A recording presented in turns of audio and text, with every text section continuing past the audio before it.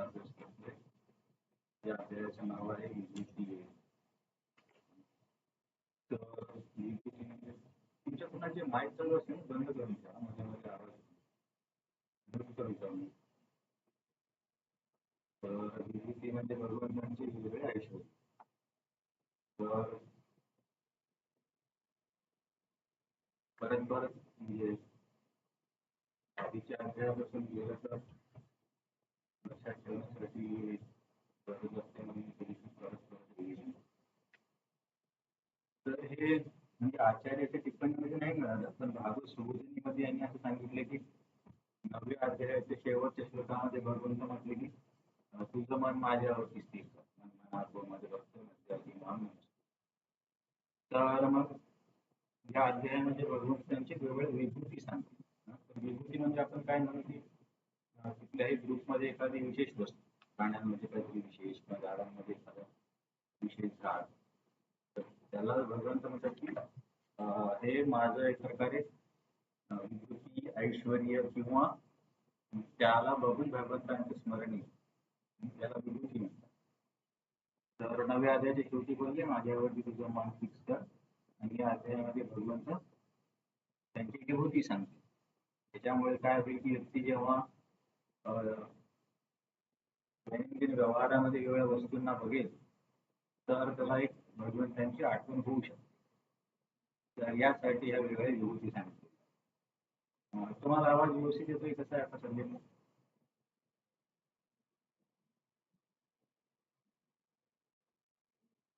ठीक आहे का कमी आहे?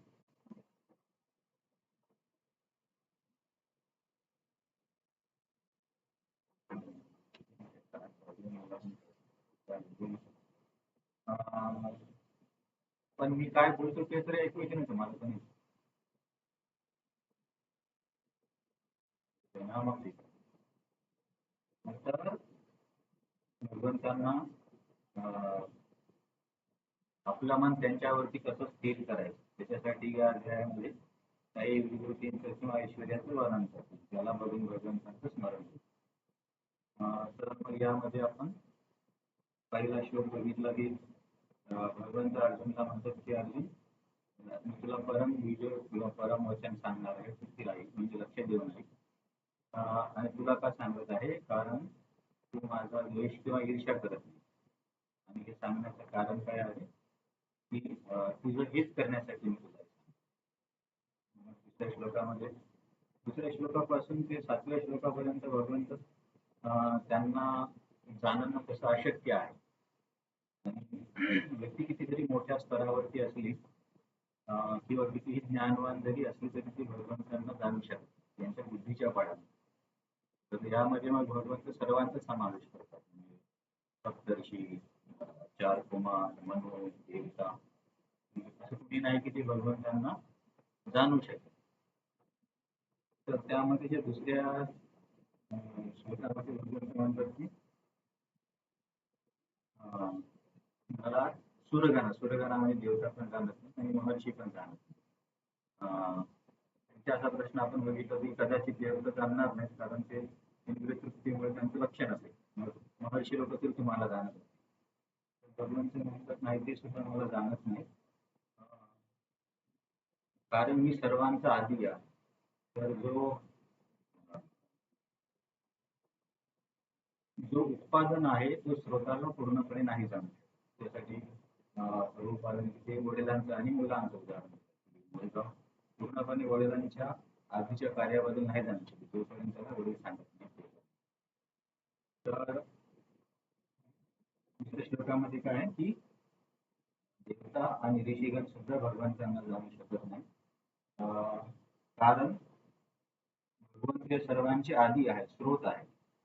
आपण एक गोष्ट इथं शिकलो की जे उत्पादन आहे ते स्रोताला पूर्णपणे नाही जाणू शकत.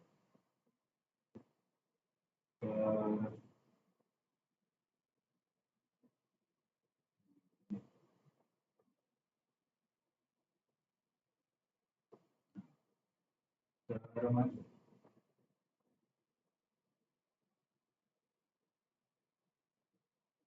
तिसऱ्या श्लोकामध्ये आपण बघतोय की दुसऱ्या श्लोकामध्ये देवता आणि ऋषी जाणू शकतो.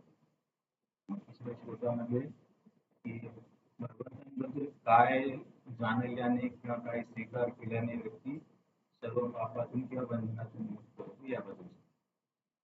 दुसऱ्या श्लोकामध्ये सांगितले की कुणी जाणू शकत नाही, पण तिसऱ्या श्लोकामध्ये सांगते की त्यांनी काय जाणायला पाहिजे की भगवंत अजन्म आहेत आणि तरी जन्म घेतात आणि तरीही अजन्म आहेत.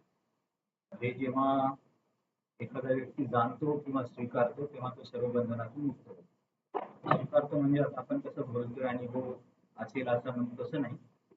खरी श्रद्धा किंवा खरंच जाणीव, कारण की हे तर सामान्य बुद्धीने समजणं अशक्य आहे. एखादी व्यक्ती अजन्म आहे, परत जन्म पण घेते आणि परत अजन्म. तर इथे आपण बघितलं होतं की ते सर्व भगवंतांच्या अचिंत्य शक्तीने होत. तिथे विरोधाभास बरेच आपण बघितले. त्याच्यामध्ये एक उदाहरण आपण दामोदर लिहिलेचं पण बघतो. कसं दोन्ही गोष्टी शक्य आहेत. यशोदामाई सकाळी भगवंतांच्या कमरेला दाढीने बांधायची आणि त्यांनाच आता इतक्या मोठ्या दोरीने पण बांधता येईल. तेव्हा कृष्णाने आकार मोठा केला असं नाही, तोच आकार होता. तर हे कसं शक्य आहे आपल्याला समजणे शक्य नाही, म्हणजे याला म्हणतात की हे अचिंत्य आहे. पण याला जर भक्तिभावाने व्यक्ती स्वीकारू शकला तर असा व्यक्ती सर्व पापातून मुक्त होतो. कारण याच अशा बऱ्याच गोष्टीमुळे लोक थोडंसं त्यांना विश्वास ठेवायला अवघड जाते की असं कसं ठेवू. अचिंत्य शक्ती समजली म्हणजे आपण भगवंतांना जाणून घेण्याचा प्रयत्न करू शकतो, पण पूर्णपणे त्यांना नाही जमत. तर हे झालं तिसरा श्लोक की अचिंत्य शक्ती भगवंतांची स्वीकारून जेव्हा एखादे स्वीकारतो की भगवंत अजन्म आहेत तर परंतु तरीही जन्म देतात आणि जन्म घेऊनही ते अजन्म आहेत. सगळ्या परस्पर विरोधी गोष्टी आहेत, परंतु भगवंतांच्या अचिंत्य शक्तीने हे होऊ शकतं अशी श्रद्धा ठेवतो किंवा याला जाणतो असा व्यक्ती सर्व बंधनातून मुक्त होतो. त्यामुळे दुसरे पण काही मुद्दे तर पहिल्यामध्ये अर्जुनला ऐकायला सांगितलं, दुसऱ्यामध्ये कुणीच जाणू शकत नाही हे सांगितलं, तिसऱ्यामध्ये अचिंत्य शक्तीचा स्वीकार करून काही गोष्टी मान्य केलं तर जीवाला काय मिळेल हे सांगितलं. चौथ्या आणि पाचव्या श्लोकामध्ये भगवंत सांगतात सगळ्या गुणांचा किंवा घटकांचा स्रोत मीच आहे. आधी तर देवता आणि ऋषी वगैरे यांचं सांगितलं, नंतर ज्या काही व्यक्तीच्या चरित्रातले काही गुण असतात जसे की क्षमा, सत्य, दम, क्षमा, या सर्वांचा स्रोत पण मीच आहे. केवळ व्यक्तीच नाही तर गुणांचा सुद्धा ते स्रोत आहे. कारण भगवंतांमध्येच आपण कधी ऐकलं असेल की भगवंतांमध्ये 64 गुण परिपूर्णपणे आहे. तर या जगामध्ये कुठलाही गुण घेतला तर त्याची 100% किंवा पूर्ण अवस्था केवळ भगवंतामध्येच असते. जसे की समजा दया हा एक गुण आहे, तर दया आपल्या मनुष्य समाजामध्ये काही काही टक्क्यापर्यंत असेल, ब्रह्माजीमध्ये त्यापेक्षा अधिक असेल, परंतु पूर्णपणे दयावान केवळ भगवंतच असू शकतो. तर असं प्रत्येक गुणाचं आहे. तर सगळ्या गुणांचा स्रोत सुद्धा मीच आहे. आणि इथे हे सांगण्यामागचं हे कारण दुसरं पण आहे की बुद्धी आणि ज्ञानाच्या बळावर कोणी भगवंतांना जाणण्याचा प्रयत्न करतो. या श्लोकामध्ये 4 आणि 5 मध्ये भगवंत म्हणतात की बुद्धी आणि ज्ञानाचा सुद्धा मी स्रोत आहे. त्यामुळे स्वतःला त्याच्या उत्पादनाने जाणणे शक्य आहे. परत तोच नियम आहे. इथे दोन गोष्टी काय बघितल्या आपण या श्लोक नंबर 4 आणि 5 मध्ये की भगवंत केवळ व्यक्तीचे नाही तर गुणांचे पण स्रोत आहेत आणि या गुणांपैकी बुद्धी आणि ज्ञानाच्या साह्याने त्यांना जाणण्याचा प्रयत्न केला जातो. परंतु भगवंत म्हणतात की मी त्यांचा स्रोत आहे, ते मग त्यामुळे त्यांच्या साह्याने मला कोणी जाणू नाही शकणार. आणि ही जी माध्यमं आहेत जसे की ज्ञान किंवा बुद्धी सगळं 3 गुणांमध्ये आहे. आपण बघितलं नाही जगामध्ये सूक्ष्म आणि स्थूल सर्व काही मायेने निर्माण होतात आणि माया ही गुणमूल्य आहे. परंतु भगवान तर गुणातीत आहे. आणि ही सर्व माध्यमे आपण वापरून त्यांना पूर्णपणे नाही जाणू शकत. तर मग असं नाही की कुणी जाणू शकत नाही असं नाही. तर जी भक्ती ही पद्धत आहे गुणातीत आहे. ज्ञानयोग किंवा अष्टांग योग किंवा निष्काम करणं हे सत्वगुणामध्ये आहे. परंतु भक्ती गुणातीत असल्यामुळे केवळ भक्तीच्या सहाय्याने भगवंतांच्या कृपेने त्यांना जाणता येईल. परंतु बाकीच्या गोष्टींबद्दल भगवंत सांगतात की मला यांच्या सहाय्याने जाणणं शक्य नाही. आता त्याच्या संदर्भात म्हणजे वेगवेगळ्या गुणांचं स्पष्टीकरण बघितलं. त्यांचा नेमका अर्थ काय. मग परत भगवंत श्लोक नंबर 6 मध्ये सांगतात की या ब्रह्मांडातले सगळे जे जीव आहेत वेगवेगळ्या स्पीसीजचे जरी असले तरी ते सर्वांचं मूळ हे 25 लोक आहेत. 14 म्हणून जसे की आपले सध्याचे 7 म्हणून आहेत. 7 सप्तर्षी 21 आणि 4 चतुष्पन्न. तर हे 25 लोक सर्वांची मूळ स्रोत आहे. आणि भगवंत म्हणतात की 25चा स्रोत मीच आहे किंवा हे 25 माझ्यापासून येतो. तर कुमार हे तर ब्रह्मचारी होते, परंतु त्यांच्या पासूनची जी पिढी परंपरा सांगितली आहे ती दीक्षेची परंपरा, शिक्षणाची परंपरा सतीश कुमारांपासून. आणि मनु आणि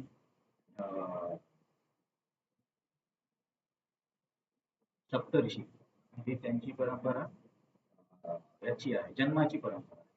म्हणून आपल्याकडे कधी म्हणतात ना तुमचं गोत्र वगैरे कुठला आहे, तर त्या 7 पैकीच कुठल्या तरी योगीचं ऋषीचं मूळ असतं.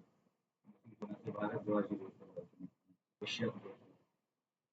तर तर सर्वच प्राण्यांचं पशु पक्षी सगळ्यांचं स्रोत यांच्यामध्ये आहे.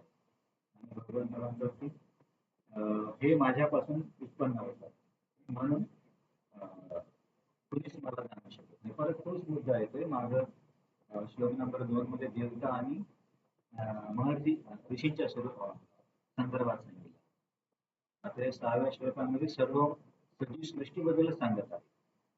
कारण सर्व सजीव सृष्टीचं स्रोत 25 जण आहे आणि 25 जणांचे स्रोत भगवंत आहे. आणि आपण आधी शिकलो की उत्पादन हे स्वतःला पूर्णपणे जाणू शकत नाही. त्या ज्याचं आपण मुलाचं आणि वडिलांचं उदाहरण बघितलं की मुलगा वडिलांनी सांगितल्याशिवाय पूर्णपणे वडिलांना मुलं जाणू शकत. तर हे झालं की भगवंतांना जाणणं तसं अशक्य आहे. तर आता 7व्या श्लोकामध्ये त्यांनी काय सांगितलंय की आतापर्यंत भगवंत काय बोलतात की मला तुम्ही जाणू शकत. फक्त एका श्लोकामध्ये असं आलं होतं की जर कुणी माझी अचिंत्य शक्ती स्वीकारली आणि मी जन्म अजन्म परत जन्म आहे असं जर त्याला कळलं तर त्याच्या पापातून त्याची सर्व पापातून त्याची मुक्तता.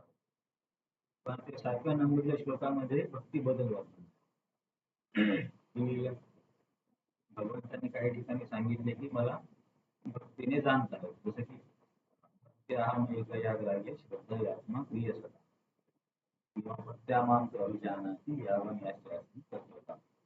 तर मला भक्तीने जाणता येतं असे भगवंताचेच विधान आहेत काही ठिकाणी. तर इथे ते सांगतात त्याच्या संदर्भात इथे वर्णन की माझा अनन्य भक्त मला जाणू शकतो. तर इथे संदर्भात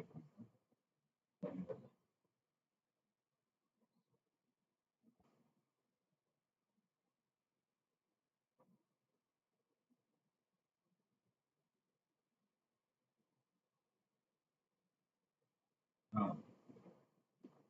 तर अनन्य भक्त जाणू शकतो म्हणजे 6व्या श्लोकामध्ये भक्तीच्या सहाय्याने भगवंतांना जाणणं शक्य आहे असा आशय. त्यापूर्वी स्वतःच्या बुद्धीने ज्ञानाने किंवा 3 गुणांमध्ये असलेल्या कुठल्याही पद्धतीने व्यक्तीने देवतांनी ऋषींनी त्यांच्या सहाय्याने कोणी भगवंतांना जाणू शकत नाही असा आशय होता 6व्या श्लोकापर्यंत. 7व्या श्लोकामध्ये ते म्हणतात की अनन्य भक्त मला जाणू शकतो. तर अनन्य भक्त मग तो नेमका काय करतो की त्याला या माझ्या विभूती माहीत असतात. तर कुठल्या विभूती मी आता ते सांगणार आहे. जसं काही विभूती भगवंतांनी 7व्या अध्यायामध्ये पण सांगितलं जसं की रसोमोक्ष कौंतेय. काही 9व्या अध्यायामध्ये त्या अहम चतुरहम येते सदाहम औषधम पिताहम सजगतो. हे आपण त्यांच्या विभूती होत्या. तर या विभूतीचे वर्णन आणखीन या अध्यायामध्ये येणार आहे. तर जो भगवंतांच्या विभूतींना जाणतो आणि जो भक्तीला जाणतो, योगमचे जो शब्द आहे ना योगम, एतां विभूतीं योगम च माम यो वेत्ती तत्वतः. एता म्हणजे या दोन्हींना, कुठल्या दोन्हींना? विभूती आणि योग. तर विभूती तर आपण चर्चा केली, विभूती म्हणजे काहीतरी भगवान विशेष ऐश्वर. तर जो व्यक्ती विभूतींना जाणतो आणि योगांना पण जाणतो, ते योगचा अर्थ होतो भक्ती. तर विभूती आणि भक्तीच्या साहाय्याने व्यक्ती भगवंतांना जाणू शकतो.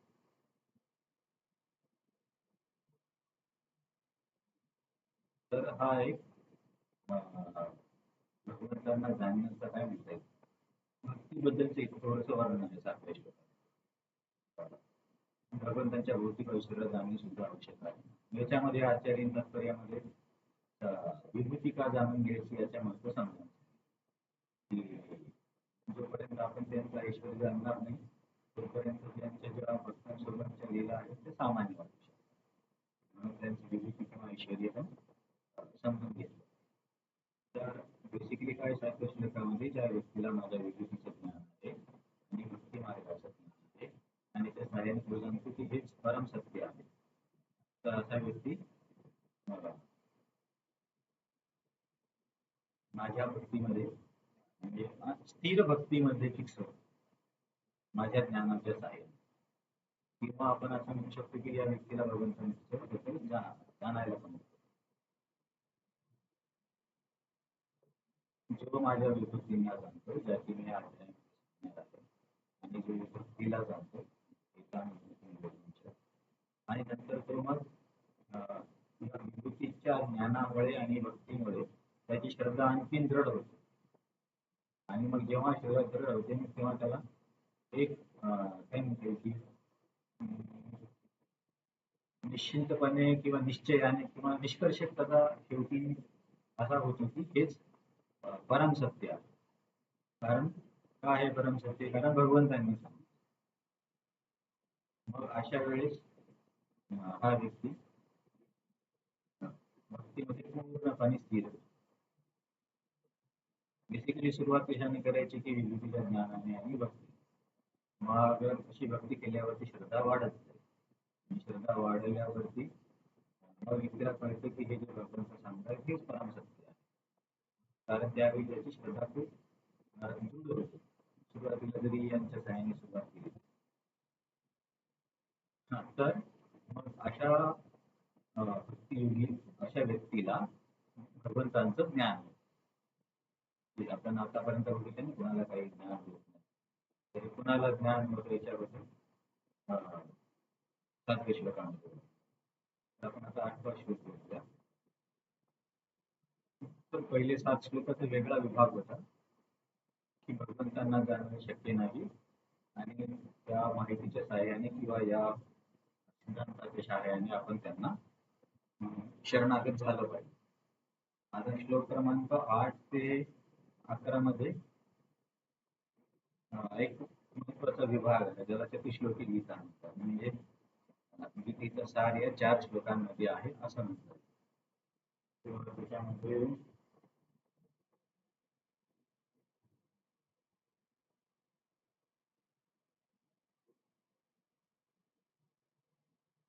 त्याच्यामध्ये हा जो पहिला श्लोक आहे 8वा, तर 8व्या श्लोकात भगवंत काय म्हणतात की अहम सर्वस्य प्रभो मत्व सर्वं प्रभो. दोन गोष्टी सांगतात की एक तर मी सर्वांचा स्रोत आहे, दुसरी गोष्ट संचालन पण मीच करतो. तर हे जेव्हा व्यक्तीला कळतं, म्हणजे शास्त्र वाचून किंवा कुठे शास्त्राचं श्रवण करून किंवा कुठल्याही पद्धतीने जेव्हा व्यक्तीला कळते की अरे कृष्ण सर्वाचा स्रोत आहे आणि याचं संचालन पण भगवंतच करतात. तर असं जेव्हा व्यक्तीला कळेल तेव्हा त्याची कळल्याची टेस्ट ही आहे की तो प्रेमभावाने भगवंतांची भक्ती करेल. जर एखाद्या व्यक्ती म्हणत आहे की मला हे सर्व माहिती आहे परंतु भक्ती करत नाही, याचा अर्थ त्याला ते कदाचित माहिती असेल पण बोध नाही झाला. कारण जेव्हा व्यक्तीला समजतं की खरंच भगवंत म्हणजे आता आपण पण फक्त एक वाचून सांगते की भगवंत सर्वांचे स्रोत आहे. पण जर एकदम डोक्यामध्ये असा साक्षात्कार झाला की प्रत्येक गोष्टीला आपण भगवंतांशी निगडीत बघतोय की अरे ही पण भगवंतांपासून वस्तू आहे. हे विस्मयकारी निसर्ग कसं भगवंत चालवत असतील, वेगवेगळे ऋतू कसे येतात. हे जेव्हा व्यक्तीला एकदम कन्व्हिक्शन होतं, मग तो असा व्यक्ती भगवंतांची भक्ती करण्यापासून नाही राहू शकत. हे नैसर्गिक आहे. तर दुसरा भावसंहिता कशी भक्ती करतो? भावसंहिता म्हणजे प्रेममय. तर हा झाला आपला श्लोक क्रमांक 8. तर ते काय म्हणतात की 8, 9, 10 आणि 11 पुस्तकी गीता आहे. याच्यामध्ये आपल्याला आता संबंध अभिधेय प्रयोजन असं म्हणता येईल. तर 8व्या श्लोकाला आपण संबंध म्हणू शकतो, म्हणजे की सर्व काही सर्वांचा स्रोत भगवंतच आहे.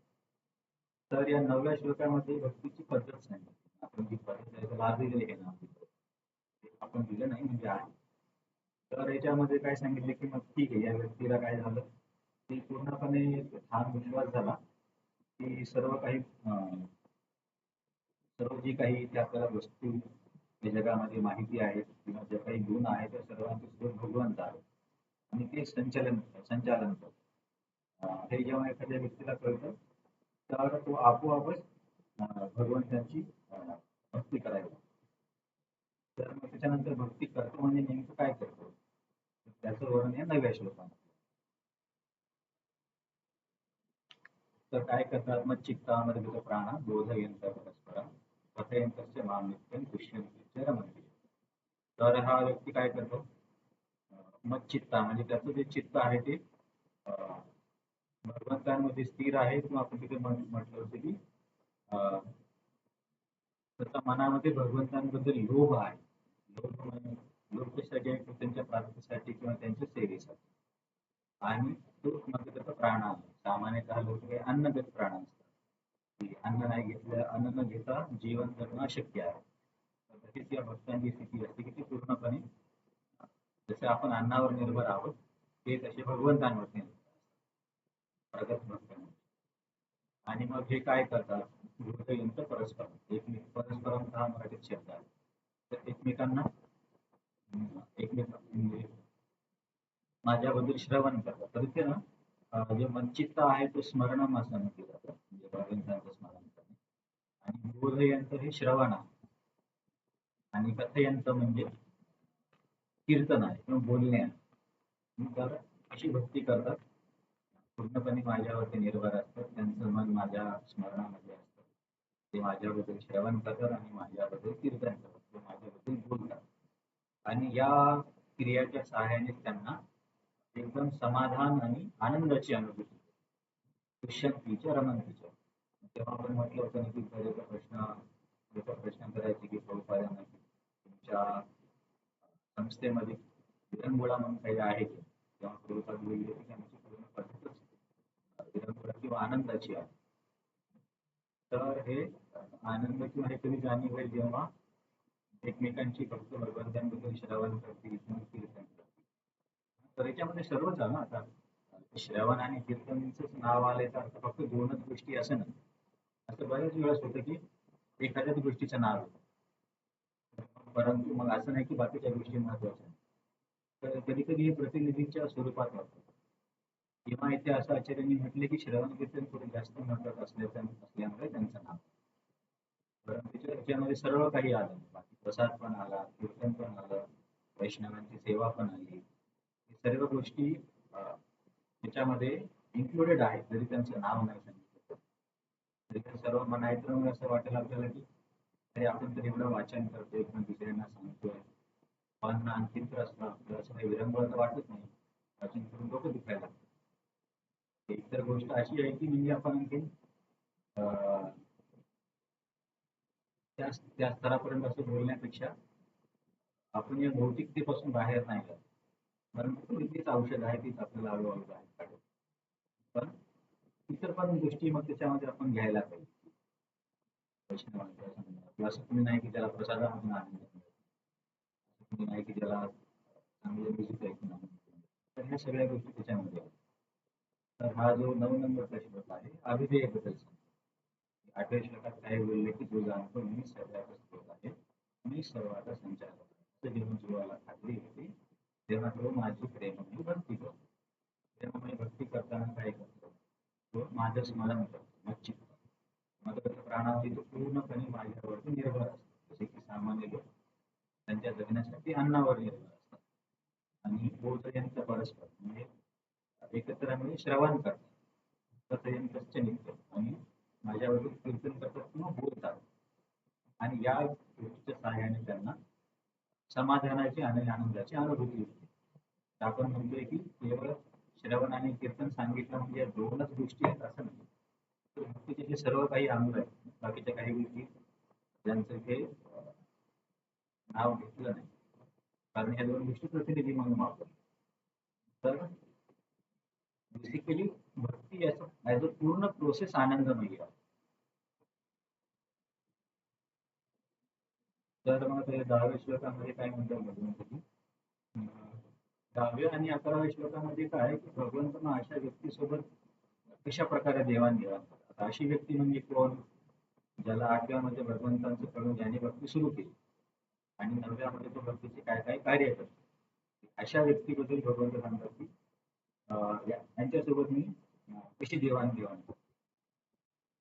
तर जे सततयुक्त, सततयुक्ताचा अर्थ होतो की ज्यांना भगवंतांच्या हा की ज्यांना नेहमी भगवंतांच्या संघाची अपेक्षा आहे. आणि अशी लोक जेव्हा प्रेममयी भक्तीने भगवंतांची पूजा करतात, अशा व्यक्तींना मी त्यांच्या हृदयातून त्यांच्या हृदयामध्ये मदत करतो. किंवा आपण मग दुसरा पण अर्थ बघितला होता की प्रभुपादांनी असा अर्थ सांगितला की समजा काही लोकांना गुरूंचे शास्त्र किंवा एखाद्या संस्थेमध्ये आहे तरी सुद्धा त्यांना जर समजत नसेल तर भगवंत म्हणतात की परंतु तरी अशा भक्तांना मी स्वतःहून मदत करतो. कशी मदत करतो तर ददामी बुद्धी योजना. बुद्धी योजनेचा अर्थ होतो आपण बघितले गेला भक्ती किंवा त्याच्या हृदयामध्ये भगवंत आवश्यक ती माहिती त्याला देतात.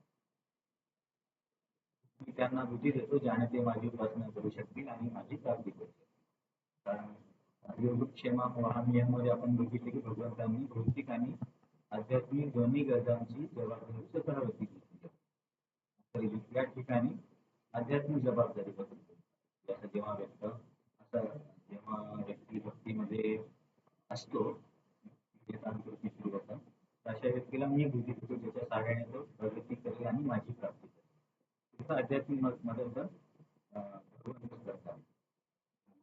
तर याच्या संदर्भामध्ये आपण मला वाटतं तात्पर्यामध्ये बघितले होते की समजा एखादा व्यक्ती प्रामाणिक आहे पण त्याला या सगळ्या गोष्टींचा लाभ घेता येत नाही. आपण म्हटले काही जणांना वाचन पण करता येत नाही. तर अशा व्यक्तीला भगवंत हृदयातून उपदेश करतात. तर आता इथे बघा, इथे आणि पुढच्या श्लोकामध्ये पण अशीच थीम आहे, आपण तेव्हा बोलू. तर हे काय झालं इथे, अशा व्यक्तीला भगवंत मदत करतात त्यांच्या प्राप्तीसाठी. म्हणजे की सतत भक्तीपूर्वक म्हणजे प्रेम म्हणजे माझी सेवा करतात भगवंतांची. त्यांना भगवंत बुद्धी देतात. बुद्धी म्हणजे आपण म्हणू शकतो की भगवंतांना प्राप्त करण्यासाठी जे आवश्यक आहे ते. त्याच्या सहाय्याने काय होतं, येणं मान होतं म्हणजे त्या भगवंतांनी दिलेल्या ज्ञानाच्या सहाय्याने गोष्टी माझी प्राप्ती करतात किंवा माझ्याकडे. मग आणि या 11व्या श्लोकामध्ये सांगतात की मी माझ्या दयेने अशा भक्ताच्या हृदयातील जो अंधकार आहे तो दूर करतो. अंधकार दूर करण्यासाठी आपल्या नेहमीच्या अनुभवामध्ये काय असतं की आपण दिवा किंवा लाईट वगैरे तिथे कसं भगवंतांनी ज्ञानाला एक दीपक म्हटलं, ज्ञानदीपेन भास्वता. अशा व्यक्तींना मी अनुकंपा दाखवून मी त्यांच्या हृदयामधून जो काही अज्ञानामुळे निर्माण झालेला अंधकार आहे, तर आपण चर्चा केली होती की याचा अर्थ होतो अनंत जन्मांपासून जे काही आपण इंद्रियतृप्ती केली आहे त्या सर्वांच्या आठवण किंवा त्याला आपण स्वभाव म्हणतो, संस्कार म्हणतो, तेच त्याला दूर करणं म्हणजे अंधकार दूर करणं. अंधकार दूर करण्यासाठी काय म्हणतो तुलनात्मक याचा वापर केलेला आहे. तर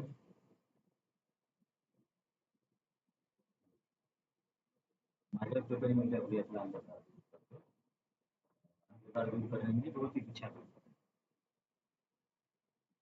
आणि ज्ञानात तर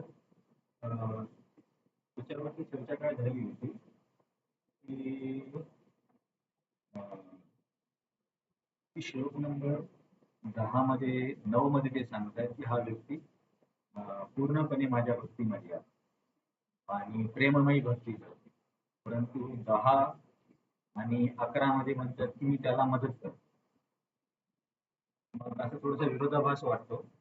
तो तर प्रेममयी भक्तीमध्ये आहे, मग त्याच्या हृदयामध्ये अज्ञान कुठून असतं? तर मी जी चर्चा ऐकली बलराम सिंग त्याचा अर्थ असा होतो ते बोलले की या व्यक्तीची श्रद्धा शुद्ध आहे, परंतु श्रद्धा आणखी एवढी दृढ नाही. जसे की आता आपण शुद्ध भक्त आहे, गोपींना आपण शुद्ध भक्त. तर आपल्या गोपींना शुद्ध भक्त म्हणण्याचा अर्थ काय असतो की त्यांची श्रद्धा पण दृढ आहे आणि पूर्णपणे त्या भगवंतांवरती समर्पित आहेत, किंवा त्यांच्या मनामध्ये काही भौतिक इच्छा नाही. किंवा आपल्याला रूप गोस्वामी, सनातन गोस्वामी, प्रभुपाद शुद्ध भक्त म्हटले की यांची आठवण. तर आपण सुद्धा शुद्ध भक्तीच करत आहोत. तर त्या भक्तीच्या काय म्हणते दृष्टिकोनातून आपण पण शुद्ध भक्त आहोत. पण आपण कसे आहोत की आपली श्रद्धा सुद्धा खूप कोमल आहे. जसं की आता समजा आंब्याचं मोठं झाड आहे आणि आंब्याचं छोटं रोप आहे. दोन्ही आंब्याचे झाड आहे, परंतु जे रोप आहे याला प्रगती म्हणजे वाढ व्हावी लागेल, तेव्हा मोठ्या वृक्षासारखा मजबूत होईल. तर तसंच आपण पण शुद्ध भक्तीच करतोय. कारण शुद्ध भक्ती म्हणजे काय? जेव्हा व्यक्ती भक्तीमध्ये इतर गोष्टी मिळवण्यासाठी त्याची इच्छा नाही. जशी समजा काही लोकांना काय दान वगैरे करून नंतर स्वर्ग वगैरे मिळालं पाहिजे किंवा पुण्य कमवण्यासाठी काही उपवास वगैरे करतात लोक. तर ते एक आहे कर्म. आणि ज्ञान म्हणजे काय की ते मोक्ष प्राप्तीसाठी करतात. तर जेव्हा भक्तीमध्ये कर्माचं आणि ज्ञानाचं मिश्रण नसतं त्या भक्तीला शुद्ध भक्ती.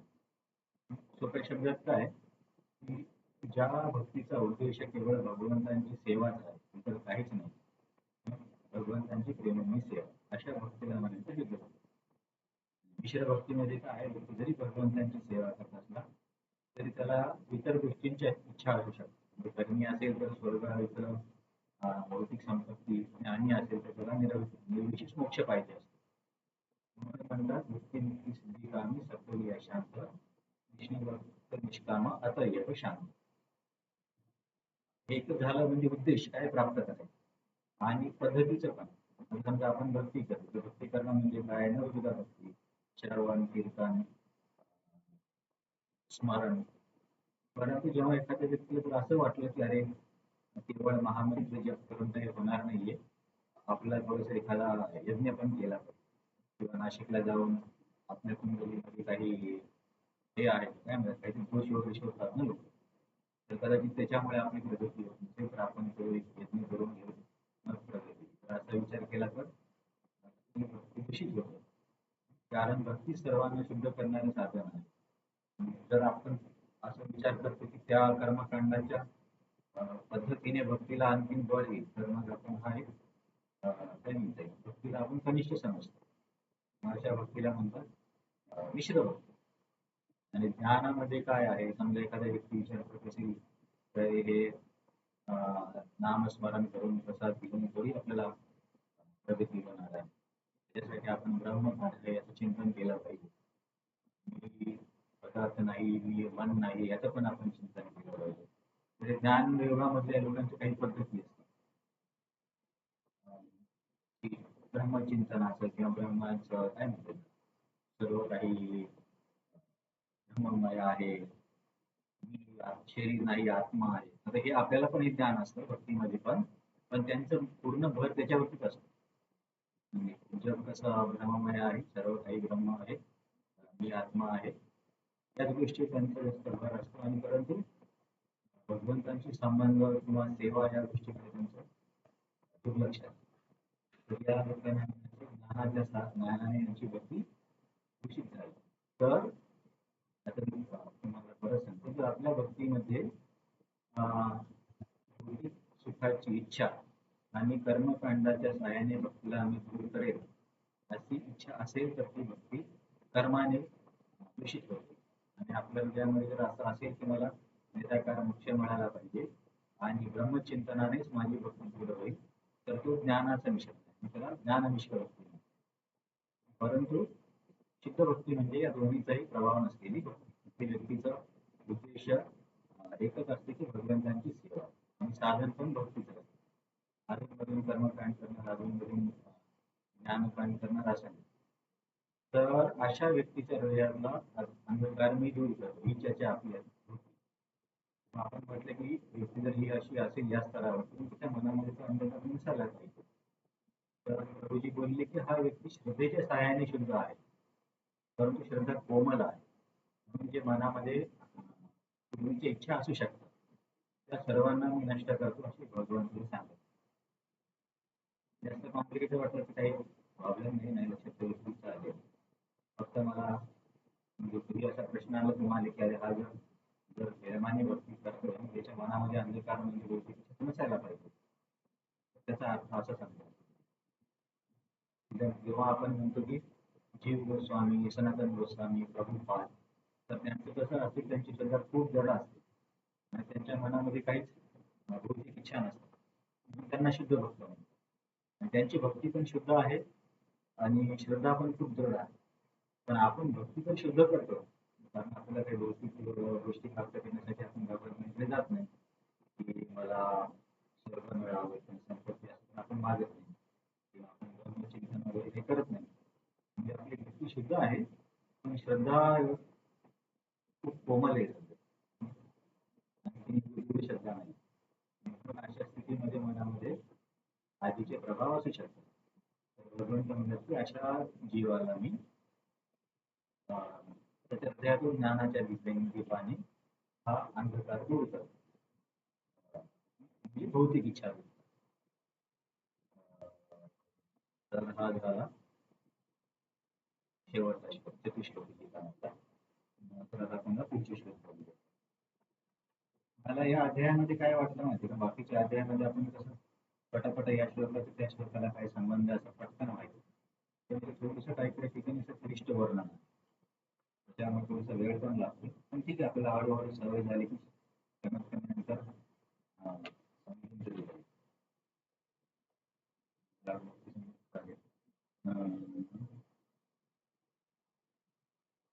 आम्ही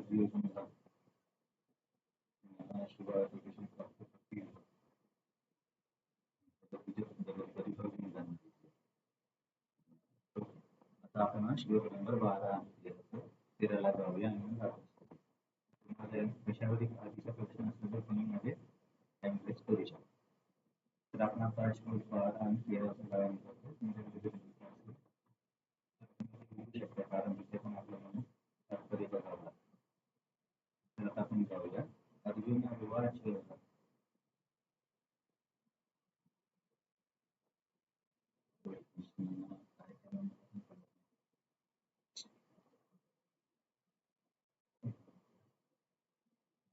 प्रॉब्लेम आहे की काय आहे.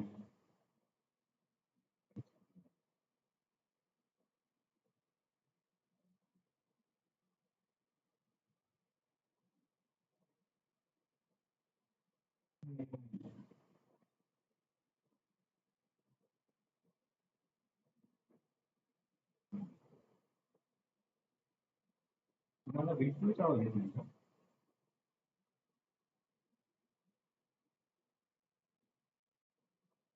मला पण कळत नाही.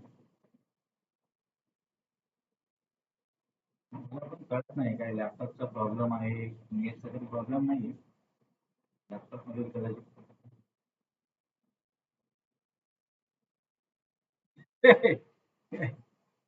पण मला तुमच्या सर्वांचा एकदम स्पष्ट आवाज येते, पण मला वाटतं कदाचित लॅपटॉपच्या माईक मध्येच काहीतरी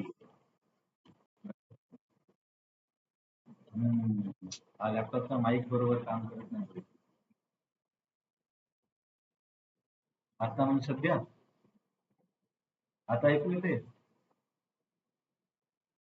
इतरांना? आता ऐकू येते स्पष्ट?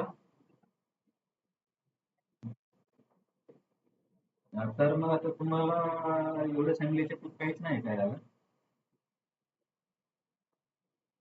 भगवान. ठीक आहे, तर असू द्या. हे हे दोन श्लोक तरी गाऊया. याच्यामध्ये तुम्हाला नाही ऐकवलं तर मला लगेच सांगा. नाही तर मी पुढे जाईल आणि मग तुम्ही म्हणून ते ऐकू. श्लोक 12 आणि 13 आपण गाऊ. अर्जुन उवाच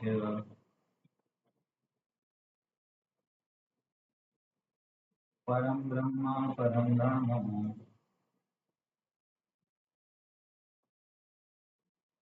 पवित्रं परमं भवामि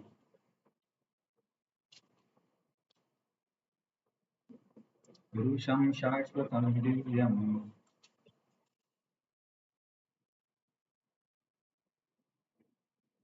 आदिदेवम् अजं विभुम् आहुस्त्वर्षयः सर्वे देवर्षिर्नारदस्तथा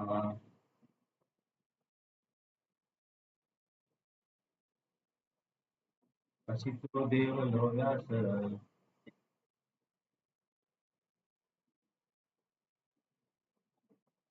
स्वयं चैव ब्रवीषि मे.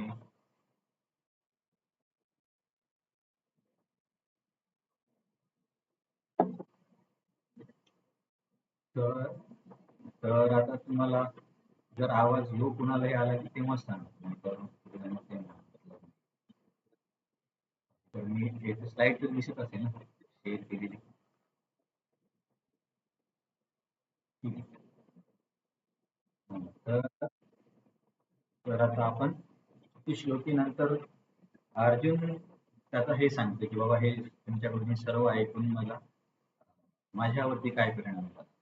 8, 8, 9, 10, 11 मध्ये जे भगवंत बोलले की जर माझं ज्ञान झालं तर भक्ती करतात आणि कशी भक्ती करतात, त्यांना मी कशी मदत करतो, सर्व गोष्टींचा मी स्रोत कसा आहे. आता एवढं वर्णन श्लोक क्रमांक 11 पर्यंत आपण बघितलं. आता अर्जुन हे सर्व ऐकतोय कारण भगवंत त्याला बोलले की तू लक्ष देऊन आहे. मग आता अर्जुन इथे सांगतोय की त्याला काय कळलं हे सर्व ऐकून. तर अर्जुनचे शब्द खूप महत्वाचे कारण अर्जुनच्या शब्दांनी किंवा अर्जुनच्या ज्ञानानेच हे सिद्ध होतं की मूळ अर्थ काय आहे. जसे की तुम्ही कधी ऐकलं असेल ना की गीतेचे लोक वेगवेगळ्या मनाने काहीतरी अर्थ घेतात, ते तात्पर्यामध्ये येईल म्हणून अर्जुनच्या शब्दाला महत्व आहे. तर अर्जुन काय म्हणतो, मला काय कळलंय भगवंता, तुम्ही परमब्रह्म आहात. ते परमब्रह्माचा काय अर्थ आहे, तुम्ही हे ऐकलं असेल हे मायावादी लोक किंवा अद्वैतवादी यांना ब्रह्माचं खूप चिंतन असतं किंवा ब्रह्म साक्षात्कारासाठी प्रयत्न. तर ते अर्जुन भगवंतांना परमब्रह्म म्हणतो. परमब्रह्म म्हणजे जो की ब्रह्माचा पण आधार आहे. म्हणजे ब्रह्म म्हणजे ब्रह्माजी नाही, म्हणजे निराकार निर्विशेष ज्योती म्हणतात ना त्याला. तर त्या ब्रह्माचा भगवंत आहे. भगवंत परब्रह्म आहे. पर म्हणजे काय, तर एखाद्या गोष्टीपेक्षा श्रेष्ठ. जसे आपण बघितलं ना, अपरेम वस्तुन्यम प्रकृती विधी मे परा योगिता महाभाव एकदम धारिती.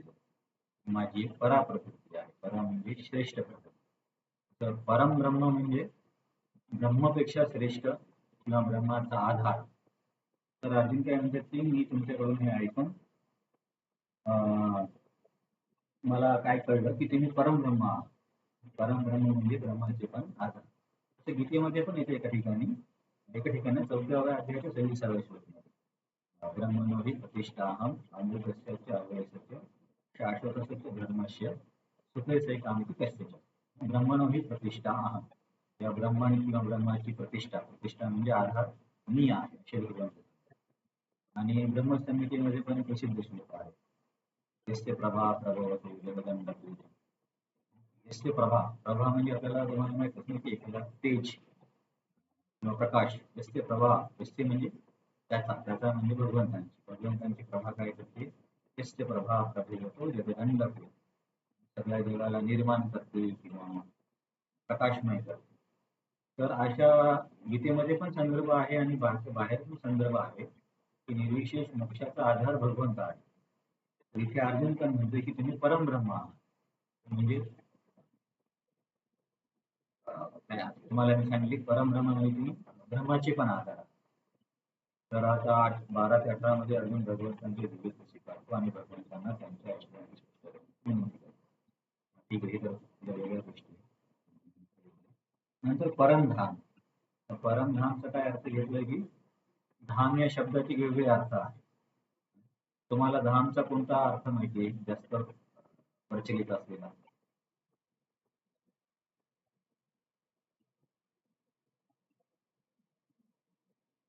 माझा आवाज येतो? हा हा, तीर्थक्षेत्र ना. आपण धाम आपण म्हणतो की वैद्यनाथ धामाला जायचं किंवा पंढरपूर धामाला जायचं. तर धाम या शब्दाची पण बरीच अर्थ आहे. तर धाम म्हणजे अ, एक तर ठिकाण होऊ शकेल असं आपण बोलतो तीर्थक्षेत्रात. नंतर शरीराला पण धाम आणि प्रकाशाला पण धाम आणि देवरी म्हणजे काय, महतीला पण धाम म्हणतात. तर थोडक्यात धाम या शब्दाचे अमरकोश नावाच्या संस्कृत डिक्शनरीमध्ये वेगवेगळे अर्थ आहेत. तर इथे अर्थ काय घेतला धामचा, की धाम म्हणजे ठिकाण नाही अर्थ घेतला, की तुमचं जे श्यामसुंदर स्वरूप आहे ते परम स्वरूप आहे किंवा तुम्ही सर्वाचे आधार आहात असा अर्थ येतो धामचा. की तुमचं जे श्यामसुंदर रूप आहे ते सर्व आकर्षक आहे. परमधाम, परम म्हणजे आपण म्हटलं की सर्वश्रेष्ठ आहे. आणि धामचा अर्थ इथे घेतलेला की तुम्ही ते धामचा अर्थ घेतला की शरीर. मग रूप, तर कोणतं रूप? श्यामसुंदर हे रूप. परम ब्रह्म परमधाम. नंतर पवित्रम परमम. तर इथे अर्जुनला काय म्हणायचे की तुम्ही परम पवित्रमचा अर्थ काय होतो की जी व्यक्ती अं, तुमचं दर्शन घेईल त्या व्यक्तीचे पण पाप दूर होतात. तर जसे की आपण याच्यापूर्वी पण बोललो होतो किंवा तुम्ही ऐकलं असेल की जेव्हा जेव्हा उन्हाळ्यामध्ये खूप कडक सूर्यप्रकाश असतो आणि रस्त्यावरती काही घाण जरी असली तर त्या सूर्यप्रकाशाने सगळं काही घाण नष्ट होऊन जाते किंवा सुकून जाते, परंतु सूर्यावरती काही परिणाम होतो. तर तसेच भगवंत आहेत परम पवित्र म्हणजे जो व्यक्ती तुमचं दर्शन घेईल त्याचे पाप नष्ट होतात. पवित्र परम पवित्र म्हणजे सर्वाला पवित्र करण्याची क्षमता असते असा आपण अर्थ घेऊ शकतो. आणि आपण याच्यामध्ये पण बघितलं नव्या अध्यायामध्ये की भक्तीला पण जे म्हणतात पवित्र, राजविद्या राजयोग्यम पवित्रमिदम उत्तम. पवित्रमला आपण तिथे काय म्हटलं होतं की पवित्रमचा अर्थ आपण तिथे असा घेतला होता की सर्व प्रकारच्या कर्माला नष्ट करणं. प्रारब्ध प्रारब्ध उत्तम बियम असं तिथे आपण अर्थ घेतला. पवित्र म्हणजे संस्कार किंवा कर्म या सर्वांना नष्ट करणं. तोच अर्थ इथे आहे की तुमचं हे जे रूप आहे श्यामसुंदर ते परम पवित्र रूप आहे. परम पवित्र रूप म्हणजे व्यक्तीचा मनातील तमो गुण आणि पाप प्रवृत्ती नष्ट होणे. नंतर अजून काय म्हणतो शाश्वतम पुरुषम. शाश्वतम पुरुषांचा अर्थ शाश्वत म्हणजे आपल्याला माहिती आहे की नेहमीसाठी, आणि पुरुषम म्हणजे व्यक्ती किंवा शरीर. तर अर्जुनचं म्हणते की तुमचं जे मनुष्य रूपी शरीर आहे कृष्ण म्हणून ते तुमचं शरीर शाश्वत आहे. जसं की आपण पूर्वी चर्चा केली होती की मायावादी लोक काय म्हणतात की अवजानंती माम मूढ मानुषींतम आश्रित परम भाव मजा म्हणतो मम होतो महेश्वर. की मी जेव्हा मनुष्य रूपामध्ये येतो तेव्हा हे लोक माझा उपहास करतात अवजान. तेव्हा आपण बघितलं पण यांचे काहीतरी व्हिडिओ करत असतात की बहुतेक 4 भुजांचा जन्म झाला होता तो खरा होता, 2 भुजांचा सामान्य प्राकृत शिशु आहे असे त्यांच्या चुकीच्या संकल्पना. परंतु ते अर्जुन म्हणतो की शाश्वतम दिव्य तुमचं जे कृष्ण रूप आहे मनुष्य रूप ते रूप कसं आहे शाश्वत आहे. तर इथे आपण काय बघतोय की हे सगळं ऐकून अर्जुनचा काय साक्षात्कार होतो त्याच्याबद्दल आपण चर्चा केली. आणि परमब्रह्म म्हणजे ब्रह्माचा आधार, परमधाम म्हणजे श्यामसुंदर, गुरु परम सुंदर आहे. परम पवित्र म्हणजे तुमच्या दर्शनाने व्यक्तीचे सर्व तमोगुण किंवा पापकर्म नष्ट होतात. शाश्वतम पुरुषा म्हणजे की तुमचे जे मानवासारखं कृष्ण स्वरूप आहे, मानव स्वरूप ते शाश्वत आहे. ते काय म्हणतात माया किंवा कल्पना केलेली नाही. तर मग आता अर्जुन काय करतो त्याच्यामध्ये तुम्ही बघाल की पहिल्या श्लोकामध्ये म्हणजे 12व्या श्लोकामध्ये अर्जुन कसं त्याला काय वाटतं भगवंतांबद्दल किंवा त्याला काय समजलं हे सांगतात की तुम्ही परमब्रह्म आहात हे आहात सगळ्या गोष्टी सांगतो. आणि मग अर्जुन काय करतो की 13व्या श्लोकामध्ये असं म्हणतो केवळ मीच बोलतो असं नाही. तात्पर्यामध्ये पण प्रभुपाद दिलं. मग कोणी म्हणे की अर्जुन भगवंतांचा मित्र होता म्हणून तो त्यांची बढाई करत असे. त्यामुळे अर्जुन काय करतो लगेच म्हणतो की मी फक्त एकटा बोलत नाहीये तर इतर महान ऋषी सुद्धा असं सांगतात. आहुस्त्वं विषये सर्वे देवर्षी नारदस्तथा अशी तो देवलो व्यास स्वयंचैव ब्रवीषि. अर्जुन म्हणतो मला तर कळलं की तुम्ही परमब्रह्म परमधाम आहात, परंतु हे मी माझ्या तुमच्या मैत्रीमुळे वगैरे बोलायचं म्हणून बोलत नाहीये. तर माझ्या या शब्दांना काय म्हणता येईल प्रमाणित करणारे इतर साधू संत पण आहेत. त्यामध्ये त्यांनी आस्तिक देवल आणि नारद यांचं नाव घेतलं म्हणजे त्यांच्या प्रकारचे इतर संत पण. तर संत हे झाला आणि स्वयंचैव ब्रवीषि आणि तिने स्वतः पण ते सांगत आहात तुमच्याबद्दल की मी सर्वांचं कसं आदी वगैरे आहे. तर अर्जुन त्याची अंडरस्टँडिंग वेगळ्या पद्धतीने कन्फर्म करतो. मला माझं हे ज्ञान आहे, इतर संतांचं पण हेच म्हणणं आहे आणि आज म्हणजे आता तुम्ही तेच सांगत आहात म्हणून मी केवळ माझ्या कल्पनेने बोलत नाही आधारातच आहे. जसं की समजा आपण म्हणतो ना की भक्तीमध्ये गुरु साधू आणि शास्त्र या तीन गोष्टी महत्वाच्या आहेत. की समजा एखादं वाक्य शास्त्रामध्ये आहे आणि आपल्याला ते समजत नाही किंवा असं विरोधाभासाचं वाटतं की असं कसं काय होतं. तर मग त्याच्यासाठी आपल्याला गुरु आणि साधूकडे गेलं पाहिजे की हे कसं समजून घ्यायचं. जसं आपण इथं आचार्यांच्या टिप्पणीमध्ये बघतो ना की एवढ्या गोष्टींचा कशा पद्धतीने अर्थ समजायचा. किंवा मग एखाद्या वेळेस असं वाटलं की एखादा साधू आहे आणि त्याचं आचरण विसंगत वाटतं. तर मग आपण शास्त्राचा आधार घेऊ शकतो. शास्त्रामध्ये काय अपेक्षा आहे साधूकडून किंवा गुरु आपले काय बोलले. तर गुरु साधू शास्त्र या तिन्ही गोष्टींच्या सहाय्याने आपण गोष्टी प्रमाणित करून घे. तर अर्जुनी त्याचप्रमाणे एक्झॅक्टली कसं म्हणण्यापेक्षा साधू संतांचा संदर्भ दिलाय, भगवंतांचा संदर्भ दिलाय आणि माझं हे आकलन आहे म्हणजे मला हे कळलंय. आपण पण समजा जेव्हा एखाद्या गोष्टी सांगितली ना भक्तीमध्ये की मला असं वाटतं, तर तेव्हा जर आपण संदर्भ देऊ शकलो की असंच इथे या अध्यायामध्ये किंवा या लेल्यामध्ये सांगितलं होतं आणि अशाच प्रकारे गुरु महाराजांनी सांगितलं होतं किंवा वरिष्ठ भक्तांनी सांगितलं होतं. तर मग काय होतं की आपल्या शब्दाला थोडंसं प्रमाण घेऊन जातं. म्हणून मी एक ते वाक्य ऐकलं असेल आपण व्यवहारमध्ये पण चर्चा केली. प्रभुपाद म्हणतात भक्तांनी वकील सारखं असतं. वकील लोकांना कसं मनोकल्पित काही बोलता येत नाही त्यांना संदर्भ द्यावे लागतात. काय म्हणतात किती नंबरचा कलम आहे त्याच्यामध्ये कोणता क्लॉज आहे त्याच्या सहाय्याने त्यांना आपलं एक एक वाक्य सिद्ध करावं.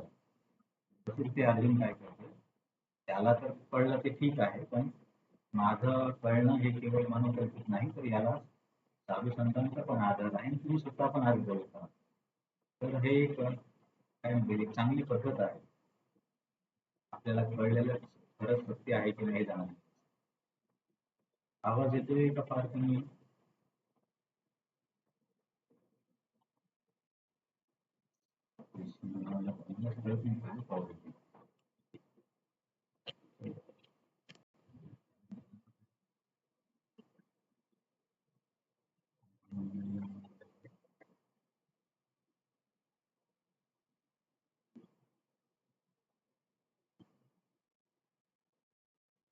इयरफोनच लावले मी कारण त्याचं जे एक्सटर्नल माईक होतं ते खराब झाला म्हणून इयरफोन घेऊन आलो. आता मला वाटतं तो हा इयरफोनचा इनपुट देणार होतो पण त्याचा माईक खराब झाला.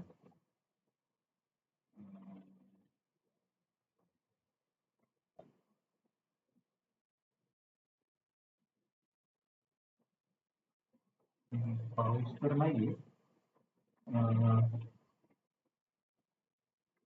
तर तो लॅपटॉपच्या मायक्रोफोनमध्ये प्रॉब्लेम असावा असं मला वाटतं. मायक्रोफोन म्हणजे माईकमध्ये. ह्याच्यामध्ये मला नाही मागच्या वेळेस पण असंच झालं. मग असं अधूनमधून कसं परत जातं का? आता येतो आवाज व्यवस्थित? हम्म. मला पण माहित नाही काय ते समस्या आहे. कारण मी तर काही चेंज करत नाही. इथलं ते डिफॉल्ट सेटिंग आहे त्यावर इनपुट डिव्हाइस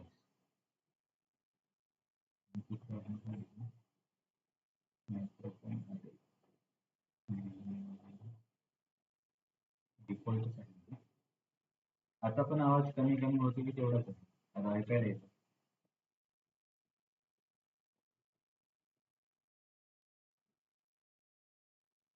सेम आहे.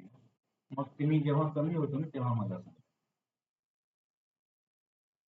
तर मग आता हे अर्जुनने काय बोललं याच्यामध्ये तुम्हाला थोडंफार ऐकायला आलं की काहीच नाही ऐकायला आलं ना? मग ठीक आहे. तर बेसिकली काय होतं या दोन्ही श्लोकामध्ये अर्जुनला काय कळलं ते सांगतो तो.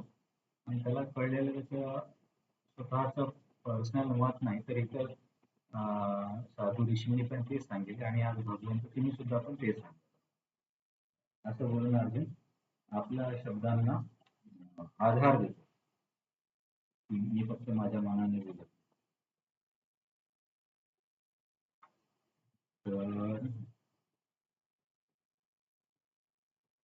तर बरेच संत आहेत परंतु त्याच्यामध्ये नारद असित आणि देव आहेत या तिघांचं नाव आहे. तर इथे पण हे समजा आपण म्हटलं ना की श्रवण आणि कीर्तन म्हणजे फक्त श्रवण आणि कीर्तन असंच नाही. तर नारद देव ऋषी आणि असित ते तिघांचं नारद असित आणि देव या तिघांचं नाव घेतलं म्हणजे फक्त तिघेच असं नाही. इतरही संत आहेत परंतु हे प्रतिनिधी स्वरूपाने तिघांचं सांगितलं. अं, तर मला वाटतं या तात्पर्यामध्ये काही केलेलं होतं. ज्ञान मिळवण्यासाठी नम्रभाव असावा जिथं आम्ही भागवत मध्ये अशी परत परत येतो. तर इथे इथे बोलले त्याचे काही पान नंबर 377 तात्पर्य बघूया. या दोन श्लोकामध्ये भगवंतांनी आधुनिक तत्वज्ञानांना एक संधी दिली आहे. कारण या ठिकाणी स्पष्ट म्हटलं आहे की परतत्व हे जीवाहून भिन्न आहे. मला वाटतं हे परम ब्रह्म म्हणतात ना त्याच्या संदर्भात कधी पण.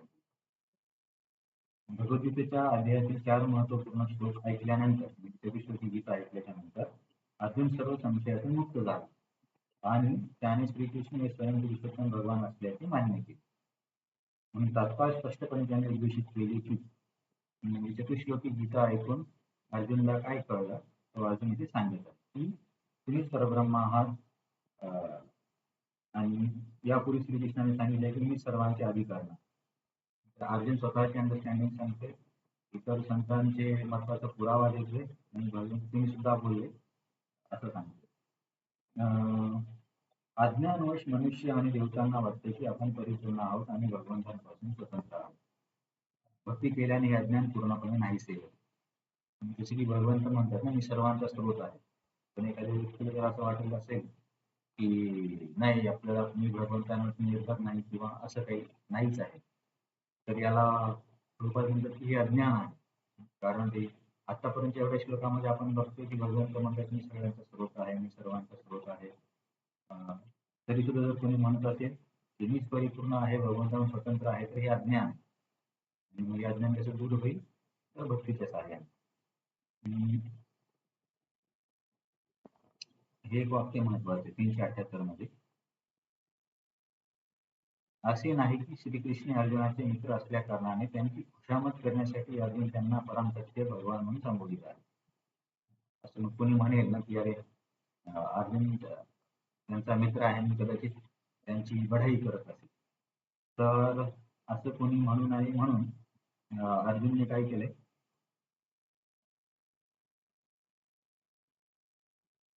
या दोन श्लोकामध्ये अर्जुन जे काही म्हणत आहे ते वेद संमतच आहे. भक्तांव्यतिरिक्त इतर कोणीही भगवंतांना अर्जुनाने या श्लोकात म्हटलेल्या प्रत्येक शब्दाला वेदांनी प्रमाणित केले आहे. तर अर्जुन कुठले कुठले प्रत्येक शब्द वापरले जसे की परमब्रह्म, परमधाम. तर हे काही फक्त अर्जुनचे स्वतःचे शब्द नाहीयेत, तर याला शास्त्राचा आधार आहे असे प्रभुपाद म्हणतात. म्हणजे हे आपल्याला परत सिद्ध करण्यासाठी की हे अर्जुन भगवंतांचा मित्र आहे म्हणून बोलण्यासाठी बोलत नाही. जसे की समजा आता एक उदाहरण दिले की भविष्याचे नाही दिलं पाहिजे. आपण म्हटलं ना की परमम पवित्र, परमम पवित्र म्हणजे जे तुमचे दर्शन घेतील त्यांचे सर्व पाप नष्ट होतात. तर याला सुद्धा शास्त्रामध्ये संदर्भ आहे. काय संदर्भ आहे त्यांनी सांगितले, ज्ञात्वा देवम उच्यते सर्व पापै. जेव्हा जीवाला भगवंत कळतो तेव्हा तो सर्व बंधनातून मुक्त होतो. हे उपनिषद मधलं वाक्य आहे. म्हणजे अर्जुनने बोललं याला आधार आहे. नंतर सर्व पापै सर्वं पापमानं तरती नैनं पापं तरती. हे मी आचार्यांच्या टिप्पणीमधून सांगतो. प्रभुपादांनी फक्त एवढंच वाक्य दिले की अर्जुनच्या बोलण्याला वेदांचं प्रमाण आहे. तर हे परमं पवित्रसाठी हे दोन संदर्भ. नंतर परमब्रह्म पण बोलला अर्जुन भगवंतांना, म्हणजे तुम्ही ब्रह्माचे आधार आहात. तर याचा कुठे संदर्भ मिळतोय, एक गोपालतापणी उपनिषद म्हणून आहे. तर गोपालतापणी उपनिषद खूप भक्तिमय उपनिषद आहे. याच्यामध्ये एकदम भक्तिमय वर श्लोक असतात. तिथे ते काय म्हणतात की तस्मात कृष्ण एव परो देव. किती स्पष्ट आहे, कृष्ण एव परो देव आणि कृष्णच परम देवता आहे. तम ध्याय, त्यांचं ध्यान करा. तम रसेत, रसेतचा मला वाटतं असा अर्थ असतो की त्यांची सेवा किंवा त्यांच्या रसांची अनुभूती करा, रेलिश करा, म्हणजे आनंद घ्या. तम भजे, त्यांची सेवा करा. तम यजेत, आणि त्यांची पूजा करा. तर इथे हे सांगितले की परमब्रह्म किंवा परमश्रेष्ठ भगवंतच आहे, कृष्ण आहे. भगवंत म्हणण्यापेक्षा एकदम डायरेक्टली कृष्ण आहे. तर आणखीन काही संदर्भ आहेत. ते सर्व संदर्भांचा उद्देश एकच आहे की भगवान म्हणतात अर्जुनाने या श्लोकात म्हटलेल्या प्रत्येक शब्दाला वेदांनी प्रमाणित केले आहे. जे उपनिषद मध्ये म्हटले आहे की परमब्रह्म प्रत्येक गोष्टीचे आश्रयस्थान आहे आणि श्रीकृष्णाने पूर्वी स्पष्ट केले आहे की सर्व काही माझ्यावर आश्रित आहे. तर आपण म्हणतो ना कधी कधी गणितामध्ये ए बरोबर बी, बी बरोबर सी, तर याचा अर्थ होतो ए बरोबर सी. तर कसं आहे ते, हे माहित आहे की परमब्रह्म हे सगळ्या गोष्टींचा आश्रय आहे. म्हणजे परमब्रह्म बरोबर सर्वांचा आश्रय. परंतु कृष्णाने पण इथे सांगितले की मी सर्वांचा आश्रय आहे. कुठे सांगितलं, एक तर आपल्याला आपण मागे पण बघितलं होतं, मत्तः परतरम नान्यत् किंचित् अस्ति धनंजय मयि सर्वमिदं प्रोतं सूत्रे मणिगे नाही. सर्व काही माझ्यावरच आश्रित आहे. आणि इथे पण भगवंत बोलले की सर्वांचा स्रोत मीच आहे. म्हणजे देवतांचा, ऋषींचा, सर्व सृष्टीचा स्रोत मी आहे. याचा अर्थ सर्व काही भगवंतांवरती आधारित आहे. म्हणून परब्रह्म बरोबर सगळ्यांचा आश्रय. कृष्ण पण म्हणतात की मी सर्वांचा आश्रय आहे. याचा अर्थ परब्रह्म कृष्णच आहे, असं प्रभुपादांनी समजावून सांगितलं. बेसिकली त्याच्यामध्ये काय की अर्जुनच्या शब्दांना शास्त्रांचा आधार आहे, ही संकल्पना प्रभुपाद. तर वेदांमध्ये भगवंतांना परमपवित्र म्हणून संबोधण्यात आले आहे. जो श्रीकृष्णांना परमपवित्र म्हणून जाणतो तो सर्व पापातून शुद्ध होतो. परमपवित्रची आपण काय अर्थ होतो ते बघितलं ना. जोपर्यंत मनुष्य भगवंतांना शरण जात नाही तोपर्यंत तो पापकर्मांच्या दोषापासून मुक्त होऊ शकत नाही. आपण कधी कधी म्हणेल की निष्काम कर्मयोगवाले, ज्ञानवाले आणि योगवाले कुठे भगवंतांना शरण जातात, परंतु त्यांचे पण पाप नष्ट झाल्यावरच त्यांना मोक्ष मिळत असेल ना. तर तुम्ही सांगू शकता याचं उत्तर. बघा इथे प्रभुपादाने एक असं वाक्य दिलंय की जोपर्यंत मनुष्य भगवंतांना शरण जात नाही तोपर्यंत तो पापकर्मांच्या दोषापासून मुक्त होऊ शकत नाही. तर हे असं एक वाक्य आहे. परंतु निष्काम कर्मयोग, ज्ञानयोग आणि अष्टांग योग यांच्यामध्ये पण त्यांना मोक्ष मिळतो. आणि मग जर मोक्ष मिळायचा असेल तर साहजिक आहे की सर्व पाप नष्ट झालेले पाहिजे. परंतु ते तर भगवंतांना शरण येत नाही, मग त्यांचे पाप कसं काय नष्ट होतात.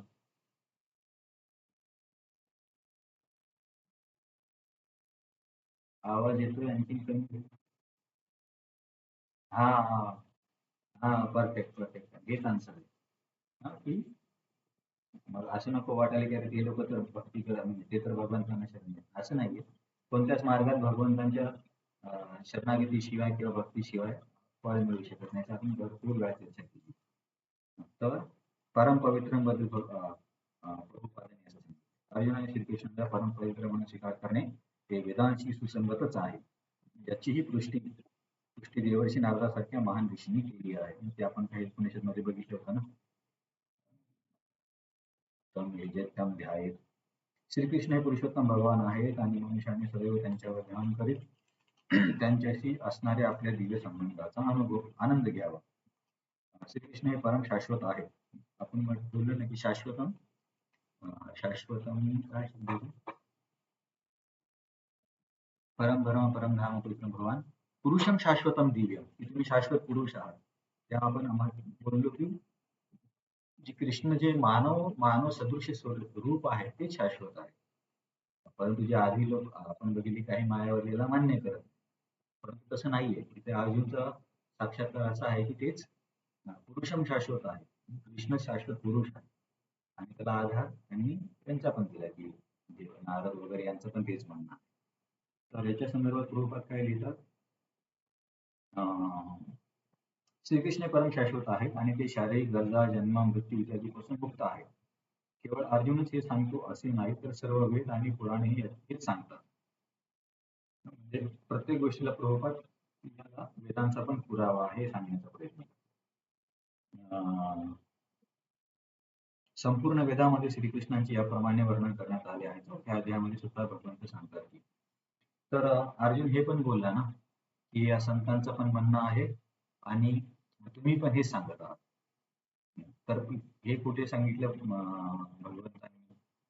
तर भगवद्गीतेमध्ये 4थ्या श्लोकामध्ये भगवंतांनी अजोपी सन अवैयात्मा भूतानाम ईश्वरोपी सन. तर इथं अजोपी म्हणजे मी अजन्म आहे तरी मी येतो. म्हणजे जे आपण म्हटलं ना की विरोधाभास आहे भगवंतांमध्ये. तर अर्जुन इथे बोलला की तुम्ही पण बोलले होते. कुठे बोलले भगवंत? तर आचार्याने सांगले की वेगवेगळ्या प्रकारच्या पुराणांमध्ये, साहित्य ग्रंथांमध्ये, त्याच्यामध्ये एक महाभारत पण आलं आणि महाभारतामध्ये भगवद्गीता पण आहे आणि भगवद्गीतेमध्ये 4थ्या अध्यायात भगवंत बोलले की मी अजन्म आहे तरी पण मी येते. नंतर ज्याला कळतं व्योमा म्हणजे मनाधींच, की मी अजन्म आहे, अनादि आहे, याच अध्यायामध्ये बोलले ना भगवंत 3ऱ्या नंबरच्या श्लोकात. अहम सर्वस्य प्रभव याच अध्यायामध्ये 8 नंबरच्या श्लोकात. अर्जुन काय म्हणतोय की हे केवळ मीच बोलत नाही, तर नारद वगैरे अशा श्रेष्ठ ऋषींचं पण म्हणणं आहे आणि तुम्ही स्वतः पण वेगवेगळ्या ठिकाणी बोललेले आहात. जसे की गीतेमध्ये, खास करून गीतेचे संदर्भ दिले. पण इतर शास्त्रामध्ये पण तुमचे शब्द आहेत जे की माझ्या अंडरस्टँडिंगला कन्फर्म करतात. तर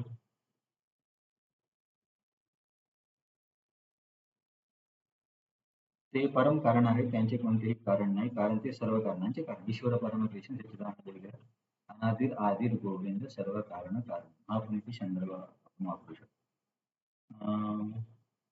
सर्व काही त्यांच्यापासूनच निर्माण होते हे पाहता बघितलं आपण. आता हे परिपूर्ण ज्ञान केवळ भगवत कृपेनेच होऊ शकते.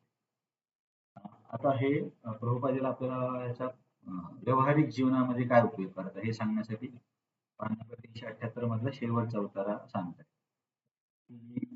श्रीकृष्णांच्या कृपेनेच अर्जुनाने या ठिकाणी आपले विचार व्यक्त केले आहेत.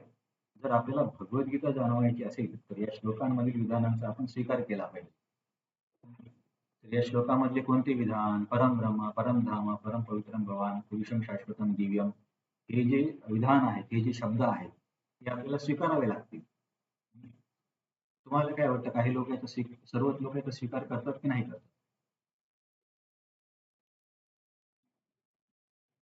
हा, तर हे जे निराकारवादी किंवा मायावादी वगैरे असतात ना, याचा वेगळाच अर्थ देतात. जसे की एक अर्थ त्यांचा काय असतो की कृष्णाला शरणागत नाही व्हायचंय, त्याच्यामध्ये जो अव्यक्त आहे त्याला शरणागत व्हायचंय. परंतु इथे तर सरळ सरळ सांगितलंय शाश्वतम पुरुषम, की तुमचं हे जे मानव सदृश रूप आहे ते शाश्वत आहे. तरी सुद्धा अशा खूप गीतेवरती टीका आहेत की ज्याच्यामध्ये असे वेगळे अर्थ सांगितले जे अर्थ या विधानांच्या विरुद्ध आहेत. जसं की गांधीजी पण बोलायचे असं मी ऐकलं की जर गीता मला मान्य आहे, परंतु हिंसा करवणारा कृष्ण मला मान्य नाही. याचा अर्थ गांधीजींना पूर्णपणे ते कळलंच नाही की त्या हिंसेत का हिंसा केली, त्याच्या मागचा अर्थ काय आहे. आणि ते अहिंसा अहिंसा करत बसले, त्यांची हिंसेना मृत्यू झाला. अहिंसा चांगली गोष्ट आहे, परंतु कोणत्याही एका गोष्टीत पकडूनच राहत नाही. वेळ प्रसंगानुसार वागावं लागतं. जसे की गांधीजी अहिंसा या गुणाने बांधले गेले, परंतु भगवंत परमअहिंसक आहेत, परंतु ते त्या गुणाने बांधले नाही जात. जिथे जे आवश्यक आहे ते करतात. तर मानवाची ही चूक होते की समजा एखादा व्यक्ती सत्य बोलणारा असला, त्या गुणाने बांधला जातो की मी नेहमी सत्यच बोलणार. जसं की युधिष्ठिर महाराजांचं झालं. सत्य बोललं पाहिजे, परंतु सत्याने बांधलं नाही गेलं पाहिजे. कारण या अशा वेळेस युधिष्ठिर महाराजांचा आग्रह खूप मोठा प्रॉब्लेम क्रिएट केला असता. गांधीजी अहिंसेने बांधले गेले, म्हणून ते म्हणतात की हिंसा करणारा कृष्ण मला मान्य नाही. याचा अर्थ त्यांना कळलंच नाही की कृष्ण कोण आहे. तर माझा सांगण्याचा उद्देश काय आहे की प्रभुपाद म्हणतात की जे अर्जुनने ते सांगितले परंपरा परमधाम वगैरे, ते आपण जसे जसे स्वीकारलं पाहिजे. किंवा ज्या टिप्पणीमध्ये ज्या भगवद्गीतेच्या आवृत्तीमध्ये असं सांगितलंय, त्याच भगवद्गीतेला आपण मानलं पाहिजे. म्हणून प्रभुपादांनी भगवद्गीता ॲज इट इज किंवा भगवद्गीता जशी आहे तशी असं नाव दिलंय. आणि फक्त इस्कॉनचेच म्हणून नाही, श्री संप्रदायामध्ये किंवा मध्व संप्रदायामध्ये त्यांचे पण अर्थ असे एक्झॅक्टली सेम असतात. जो अर्जुनाला समजलं तेच ते सांगतात. परंतु इतर जे मायावादी लोक आहेत किंवा जे काही राजकीय लोकांनी पण गीतेवरती टीका वगैरे लिहिली आहे, तर तिथे त्यांनी अर्थ खूप बदलले. तर तशा लिखाणाच्या संदर्भात इथे प्रभुपाद म्हणतात की आपल्याला भगवद्गीता जाण्याची असेल तर या 2 श्लोकांमधील विधानाचा आपण स्वीकार केला पाहिजे. यालाच परंपरा असे म्हणतात आणि हाच परंपरेचा स्वीकार होईल. परंपरा म्हणजे समजा आपण म्हटलं की परंपरेमध्ये गीता जाणली पाहिजे, पण मला आमची पण परंपरा आहे. माझे आजोबा वाचायचे, त्यांचे आजोबा वाचायचे, आमची ही परंपरा आहे. तशी परंपरा नाही. अशी परंपरा की जे मूळ सत्याला घेऊनच पुढे आली. इथे कुठून परंपरेची सुरुवात या ठिकाणी कुठून पकडतो? अर्जुन पासून. कारण अर्जुन हे सांगते की तुम्ही परमब्रह्म आहात, तुम्ही परमधाम आहात, तुम्ही परमपवित्र आहात. तर हा अर्थ ज्या परंपरेमध्ये जशाच तसा येतो पिढ्यानुपिढ्या, त्याला म्हणतात खरी परंपरा. नाहीतर बऱ्याचशा लोकांच्या परंपरा असतात, पण मूळच जर चुकीचं घेतलं तर काय अर्थ त्या परंपरेला. म्हणून प्रभुपाद या मुद्द्यावरती खूप स्ट्रेस द्यायचे की कुठूनही वाचन केलं नाही पाहिजे किंवा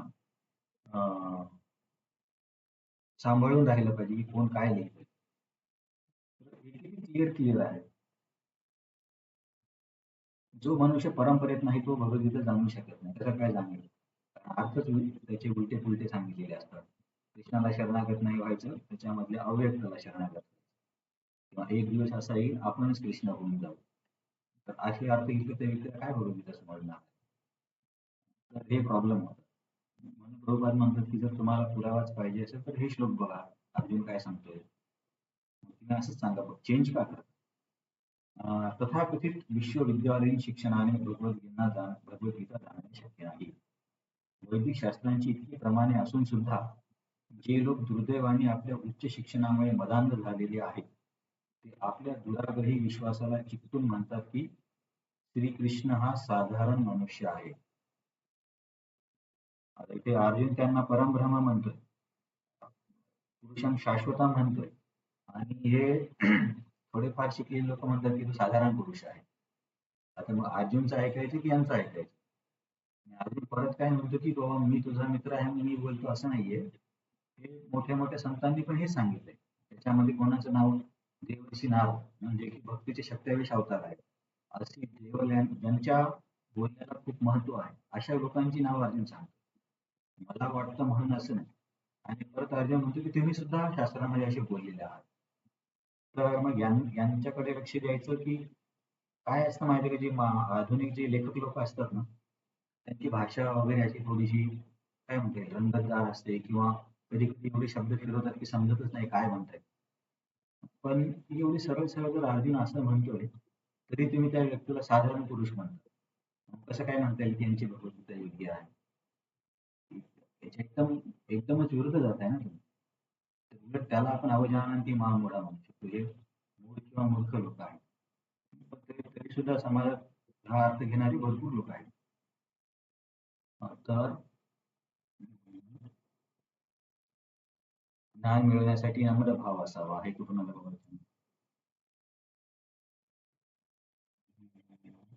जोपर्यंत तात्पर्याचं बीज नम्र भावाचे वर्णन नाही करत.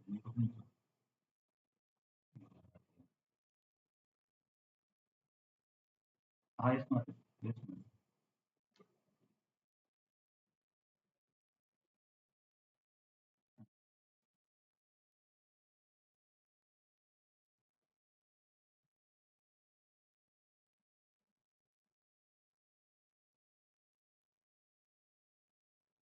अ, एक माताजी फक्त तुमचा आवाज ब्रेक झाला. मला एवढं कळलं की आपण काही ऐकतो त्यांचं ऐकावं. मधलं मला ऐकू नाही आलं.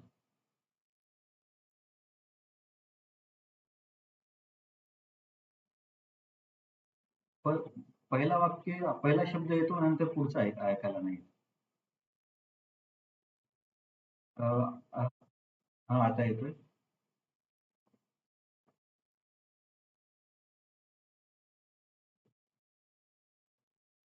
अ, आता हा थोडासा वादाचा मुद्दा होऊ शकतो, पण तुम्ही सगळे भक्त आहात म्हणून मी सांगतो की इस्कॉनचं ऑफिशियल स्टँड आहे. याच्यावरती एक हे पण आले, म्हणजे काय म्हणतात त्याला, कम्युनिकेशन ब्युरो कडून एक लेटर पण आले की आपलं काय त्यांच्याबद्दल हे आहे की तुम्ही त्यांना एक संत म्हणून आदर द्या, परंतु त्यांचे तत्वज्ञान आपण नाही स्वीकारू शकत. कारण ते महाराज म्हणतात की कृष्ण आणि अर्जुन एकच आहे. किंवा ते मायावाद पण सांगतात, भक्ती पण सांगतात, सगळ्याला मिक्स करतात ते. तर माधव गोपाल प्रभुलीक त्यांचा जो संप्रदाय आहे, राधा वल्लभ संप्रदाय, तो खूप प्रामाणिक संप्रदाय आहे. परंतु ते जे बोलतायत ते थोडंसं तत्वज्ञानाच्या विरुद्ध आहे. परंतु ॲज अ व्यक्ती, ॲज अ संत ते खूप श्रेष्ठ आहे. म्हणजे त्यांचं सद्गुण म्हणा किंवा श्रद्धा म्हणा, परंतु त्यांचे शब्द आपण नाही ऐकू शकत. कारण ते शास्त्राच्या विरुद्ध आहे. जसं की एका एका व्यक्तीने प्रश्न विचारला होता, की जर मीच ब्रह्म आहे, तर मग माया म्हणजे मला कशी काय प्रभावित करते? मग त्याने ते मायावादी स्पष्टीकरण दिलं, की तुम्ही ब्रह्म आहात, परंतु मायेने तुम्हाला झाकले. जेव्हा हा मायेचा पडदा उडवी तुम्हाला कळेल की मीच तो आहे. परंतु हे तर आपण मान्य नाही करत. असे भरपूर व्हिडिओ आहेत. एक दोन बघून इस्कॉन ऑफिशियल कम्युनिकेशन मध्ये पण सांगितलं की तुम्ही त्यांना सन्मान द्या, पण ऐकू नका. आणि मी पण इथे पण चर्चा झाली होती. माधव गोपाल प्रभू पण तेच बोलले की ॲज अ राधा वल्लभ संप्रदाय, ते संप्रदाय खूप प्रामाणिक आहे. परंतु ते जे काही गोष्टी बोलतायत त्या मायावाद टाईप आहे. परंतु काय होते की इस्कॉनमध्ये पण काही लोकांचं श्रद्धा डळमळीत होते. तिकडे जातायत.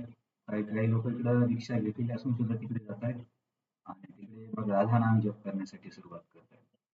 तर त्यांचा एक हे पण असतं की राधा एकच शब्द आहे, पटकन माळा होतात. तर हे खूप चुकीचं आहे. राधा नामाला काही प्रॉब्लेम नाहीये, पण तुम्ही दीक्षा घेतल्यावरती गुरु सोडून जाणं हा खूप खूप मोठा अपराध आहे. त्याच्यापासून तुम्हीच नाही वाचू शकत. तर असे लोक होत आहेत प्रभावित, परंतु नाही ऐकलं.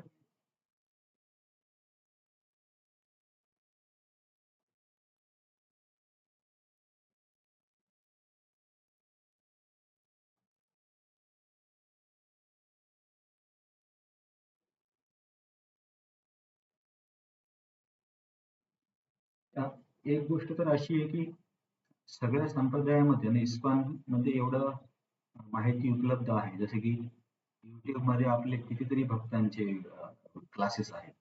एवढं तर दुसऱ्या कुठल्या संप्रदायाचे नाहीच आहेत. त्याच्यामुळे समजा एखाद्या मुद्द्याबद्दल आपल्याला इस्कॉनमध्ये माहिती मिळणार नाही, हे म्हणजे जवळपास अशक्य आहे. कोणत्या ना कोणत्या क्लासमध्ये कुठल्या ना कुठल्या महाराजांच्या बोलण्यामध्ये गोष्टी येतातच. पण तरी सुद्धा जर आपल्याला असं वाटलं की हा मुद्दा मला कळत नाही, तर मग जसे की हरिपार्षद प्रभू, चैतन्य चरण प्रभू, हे लोक एकदम डीप शास्त्रिक नॉलेज असणार. मग आपण त्यांच्याकडून किंवा त्यांच्या क्लासेसमधून जाणून घेतलं तर चांगलं आहे. कारण काय होतं, दुसरे संप्रदाय पण श्रेष्ठ आहेत. आपण त्यांना पूर्ण सन्मान देतो. परंतु त्यांचा भाव वेगळा असतो. जसे की श्री संप्रदायामध्ये नारायणाचा त्यांचा भाव आहे, की ऐश्वर्य भाव आहे. परंतु आपण राधाकृष्णाची पूजा करतो. तर आपला भाव कसा आहे, की म्हणजे अल्टिमेटली मंजिरी भाव किंवा माधुर्य प्रेम हे गौडीवर संप्रदायाचं लक्ष्य आहे. परंतु त्यांचं ते नाही. शॉर्टमध्ये मी असं सांगू शकतो, की मला असं नाही वाटत की आपल्याला ऐकण्याची गरज आहे, कारण आपल्याकडे खूप अवेलेबल आहे इस्कॉनचे क्लासेस वगैरे. आणि एखादा मुद्दा जर आपल्याकडे इकडे क्लिअर नसेल झाला, तर मग आपल्याकडे जे काही उपलब्ध आहेत तज्ञ लोक, त्यांच्याकडून आपण जाणून घेऊ शकतो.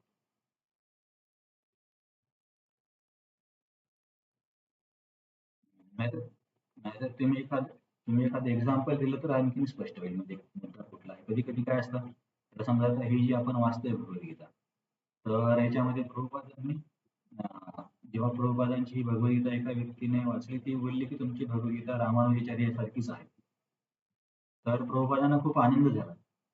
प्रभुपाद बोलले याचा अर्थ माझी गीता प्रमाणित आहे. प्रभुपादांनी रामानुजाचार्यांची टीका वापरली, म्हणजे ती बघून नव्हतं लिहिलं त्यांची टीका. तर प्रभुपाद बोलले की याचा अर्थ मी प्रमाणित लिहितोय. तर म्हणजे अशा गोष्टीसाठी काही प्रॉब्लेम नाही. पण ही श्रद्धा बदलणं किंवा काय म्हणते, असं जर काही होत असेल तर नाही काय. आणि हम्म,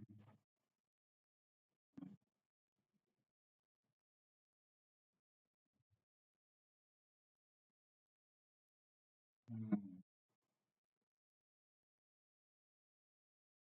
हम्म, हम्म.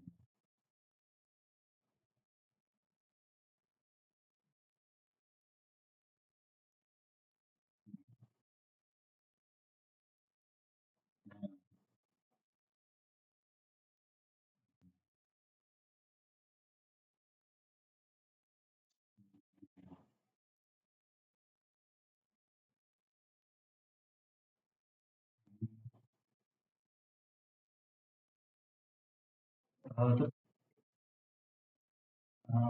हे ना त्याच्यामध्ये प्रॉब्लेम काय होतो, की एखादी व्यक्ती खूप शुद्ध वगैरे असते आणि ती प्रसिद्ध झाली ना, तर मग त्यांच्याकडे अट्रॅक्शन होण्याची जास्त संबंध असतं, काय म्हणतात, संभावना असते. आपल्या इस्कॉनमध्ये काय खूप किती शुद्ध भक्त आहेत.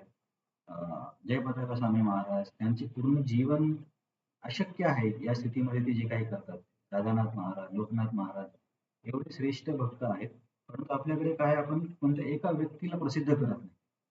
आपण ॲज अ इस्कॉन म्हणून सांगतो. इस्कॉनमध्ये समजा आपण म्हटलं असतं की जयप्रताप महाराज आमचे मुख्य आहेत. तर प्रेमानंद महाराजांपेक्षा जास्त लोक इकडे आले असते. पण आपण तसं कोणत्या एका व्यक्तीला फोकस देत नाही. रूपात मुख्य आचार्य समजून बाकी सर्व त्यांचं अनुगमन करतो. तर परंतु त्यांचं काय आहे की सध्या ते प्रसिद्ध आहेत. परंतु समजा जेव्हा आता कालांतराने महाराज जेव्हा शरीर सोडतील, त्याच्यानंतर मग काय? ज्या लोकांनी त्यांचा आश्रय घेतला त्यांना कोण सांभाळणार? हे पण मोठा प्रश्न आहे ना. पण परंपरा पण राहिली पाहिजे ना. मग ते कुणाकडे जाणार? मग इस्कॉन पण सोडलं आणि ते पण सोडलं. आता ते केवळ परमानंद त्या महाराजांची एवढी शुद्धता वगैरे आहे म्हणून सर्व गोष्टी होत आहेत. पण त्यांच्यानंतर आणि इकडे मंत्र मोठा आहे, तिकडे मंत्र छोटा आहे आणि हे जाणं तर खूप बालिशपणाचं लक्षण आहे. असं तर नाहीच करायला पाहिजे. नंतर दीक्षा होऊन सुद्धा तिकडे जाणं हे तर आणखीन सर्वात मोठा अपराध आहे. अशी व्यक्ती तर कशीच प्रगती करू शकणार. आणि मला पण माहिती आहे की अशा क्लिप खूप येतात. सुरुवातीला मी पण पाठवलेत आमच्या इस्कॉन जेव्हाच्या वगैरे ग्रुपमध्ये. नंतर मला एक 2-3 ठिकाणी कळलं की त्यांचं सांगण्याची पद्धत तर मायावादीसारखी आहे. जसे की अ, "जो नर है वही नारायण है" असे एका ह्याच्यामध्ये बोलले. तेच की आपण जे मायावाद म्हणतो ना, आणि हे माया आणि मीच जर ब्रह्म आहे तर माया मला का प्रभावित करते. तर अशा बऱ्याचशा ठिकाणी त्यांचं मायावादांचं वर्णन आहे. बेसिकपणे एक गोष्ट काय की आपण त्यांचा अपराध नाही करायचा. जे जे आहे ते संत आहे, साधू आहे. परंतु हे इस्कॉनच्या ऑफिशियल कम्युनिकेशन मधून लेटर आले. तुम्ही iskonnews.com म्हणून एक असतं, तिथे बघू शकता. किंवा इस्कॉन आणि प्रेमानंद महाराज असं शोधा, तुम्हाला मिळून जाईल. हे मी स्वतः वाचलं, की आपण त्यांना सन्मान देऊया, पण आपण त्यांच्या फिलॉसॉफी सोबत ऍग्री करत नाही. त्याच्यामध्ये काय होते की आपले पण काही काही मोठे भक्त त्यांच्याकडे जातात. मग ते आणखीनच अधिकृत होऊन जातात. अरे हे पण महाराज गेले होते, हे पण प्रभूजी गेले होते. तर त्याच्यामुळे पण थोडंसं वेगळा परिणाम होतो, पण नाही जायला पाहिजे. ॲक्चुअली गौडीय संप्रदायामध्ये जो सिद्धांत आणि जो सार आहे तो कुठेच नाही. म्हणजे आपण बाकीच्या संप्रदायांना पण आपण खूप सन्मान देतो. परंतु एवढी सखोल ज्ञान, भगवंतांबद्दलचं प्रेम, अ, जी आपुलकी आहे, ती एवढी सखोल कुठल्या संप्रदायात नाही. कोणाला ते समजायला कोणी व्यक्तीच्या थोडी अनर्थी निवृत्ती बऱ्याच गोष्टी लागतात. तर मी एवढं सांगू शकतो की नाही ऐकायचं. पण आता इतरांना जे करायचं असेल त्यांना तर आपण कोणाला अडवू शकत नाही. तर आता बराच वेळ झालाय. आपण थांबूया. कोणाचा काही प्रश्न असेल तर विचारा. आता तुम्हाला शेवटी शेवटी आवाज येतोय की आता पण सेम आहे, सुरुवातीसारखाच प्रॉब्लेम आहे?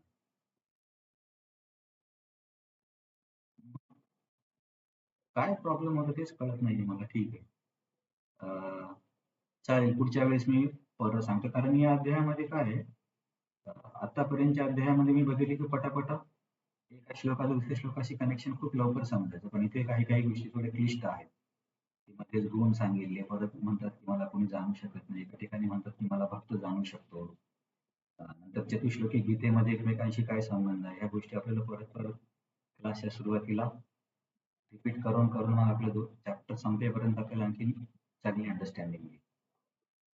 तर हे दोन शेवटचे हे श्लोक समजले अर्जुनचे, ते ऐकायला आले तुम्हाला? मग तेवढं तेवढं इनफ आहे. पुढच्या वेळेस आपण बघू. मला पण कळलं नाही, कदाचित फॅनमुळे होत असेल. मी पुढच्या वेळेस बंद करून ठेवतो. तर इथे आपण थांबूया, कारण तुमचा काही प्रश्न नसेल तर.